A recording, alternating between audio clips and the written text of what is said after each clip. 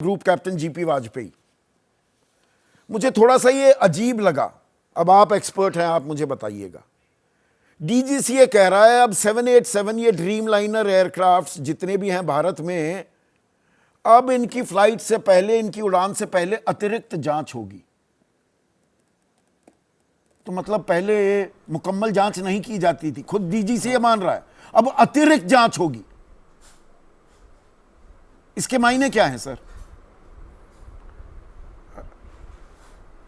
चौधरी साहब और अपने सभी पैनलिस्ट को मेरा नमस्कार। चौधरी साहब, आपने जितना भी डाटा अभी तक दिया वो बिल्कुल सही डाटा था। और जहाँ तक आपका ये प्रश्न है कि अतिरिक्त जांच, आप कुछ कहना चाह रहे हैं? नहीं, आप बोलिए ना प्लीज।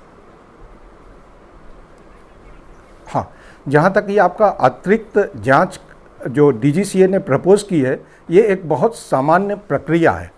क्योंकि जब इतना मैसिव एक्सीडेंट होता है तब उसके बाद कोई इनके नॉर्मल रेगुलर डीजीसीए के ऑडिट होते रहते हैं।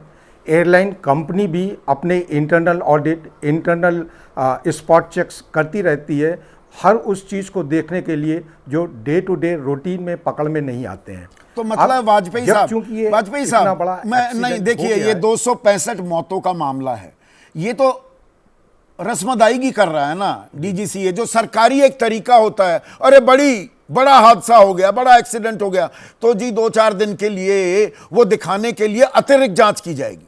इसका मायने मैं ये निकालूं, अभी भी आंखें नहीं खुली हैं। मैं आपसे काफ़ी कुछ हद तक सहमत हूं कि इसका मतलब कि जो इसके पहले ऑडिट हुए हैं उनमें ये चीज़ें क्यों नहीं निकल के आई, यहां तक मैं आपसे सहमत हूं। लेकिन अब चूंकि इतना बड़ा एक हादसा हुआ है, to restore the confidence not only of the passenger जो हमारे यात्री हैं उनका ही कॉन्फिडेंस वापस न लाने के लिए, बल्कि उन सब लोगों को जो एविएशन इंडस्ट्री से जुड़े हुए हैं, चाहे वो पायलट हों, चाहे वो इंजीनियर हों, चाहे वो ग्राउंड हैंडलिंग ऑपरेटर हों, हर एक इंसान का कॉन्फिडेंस रिस्टोर करना है।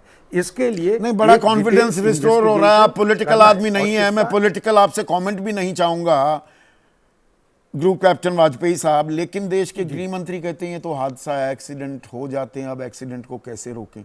इससे मेरा कॉन्फिडेंस तो रिस्टोर कतई नहीं हुआ। चौधरी साहब, इसके साथ ही साथ एक बात मैं और ऐड करूंगा। मेरा व्यक्तिगत ये मानना है, जहां पे काम होगा वहां कोई गलती की गुंजाइश रह जाती है। साथ ही साथ तीनों mode of travel, air travel, ground travel, sea travel में आज की डेट में भी एयर ट्रेवल सबसे सेफेस्ट मोड ऑफ ट्रेवल है। No doubt. और हाँ, और इसके मद्देनज़र कोई चीज़ जो रूटीन इंस्पेक्शन में, रूटीन ऑडिट में नहीं पकड़ के आई, अब चूंकि ये रेफरेंस है, इस रेफरेंस को लेकर के एक डिटेल ऑडिट करना बनता है।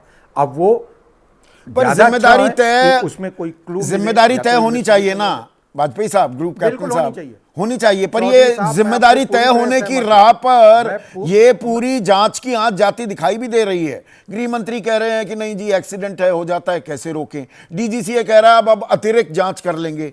यहां पर सवाल तो ये है ना, बोइंग भी जांच में पूरा सहयोग करेगी, पूरी पारदर्शिता बरती जाएगी। एयर इंडिया के सर्वे सर्वा चंद्रशेखरन साहब कह रहे हैं, पर ये 2022 से जब निजीकरण हुआ एयर इंडिया का, और आप तो एयर इंडिया के फ्लाइट सेफ्टी कंसल्टेंट भी रह चुके हैं सर, तो कितनी बार, दर्जनों बार, मैं गलत जानकारी तो नहीं दे रहा हूं, डीजीसीए ने लताड़ लगाई उड़ान संचालन को लेकर, कॉकपिट अनुशासन को लेकर। मैं आपसे पूरी तरह सहमत हूं चौधरी साहब, बल्कि मैं तो एक स्टेप और आगे जाके कहना चाहूंगा कि जिम्मेदारी नीचे से ऊपर ना तय हो, ऊपर से नीचे। Yes, well said. होगी ये जी वाजपेयी साहब, होगी वो तय ऊपर से नीचे। बड़ी मछलियों पर कुछ जवाबदेही तय करते हुए दिखाई देगा क्या ये हमारी व्यवस्था जो है, जो हमारा सिस्टम है? बिल्कुल मैं सहमत हूँ, क्योंकि अगर हम पुराने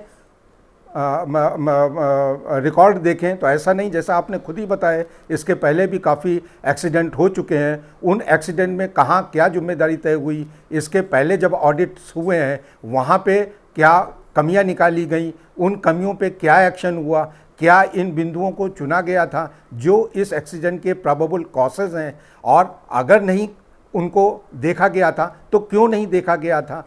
मैं पूरी तरह आपसे सहमत हूं। जब हम एक काम कहते हैं तो हमको पूरा एक कॉन्फिडेंस होना चाहिए। अगर हमने इस बेस का ऑडिट कर लिया है तो ये base is at least on those point, जो पॉइंट हमने चेक करे हैं उनमें कोई कमी अब नहीं रहनी चाहिए।